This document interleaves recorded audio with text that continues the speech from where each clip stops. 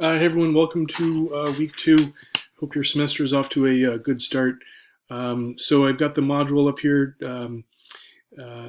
for this week. Reading is Burke chapters 1, 2, and 13. Then there's a short lecture from me. It's about 30 minutes long. And then we've got 2 podcasts from Mimi Abramowitz. Mimi Abramowitz is a very prominent social work thinker. She's been sort of a leader in the field since, I would say, the 70s and 80s. But she's going to be talking. She talks in these podcasts about this thing called new public management. New public management is this idea that nonprofits and governmental organizations will function better if they function more like businesses. And so the big sort of message for this week, which I've kind of listed up here in the overview, is that new public management and then this thing called managed care are sort of the 2 primary things that have influenced how social work care or social work interventions have transformed in the last 15 or so, 20 years. So if we're going to study organizations, we should have at least a solid understanding of what constitutes new public management and managed care.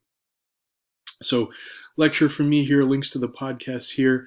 The first podcast is 30 minutes, and I think the second one is like 36 minutes or something like that. So maybe just a shade over an hour. And then on each of the podcasts, there's you can skip the first couple of minutes because it's just introducing the podcast and things like that. Link to the discussion board is down here. I realize you can't see all of it. Let me just move myself real quick. So 2 questions, which have to do primarily with new public management.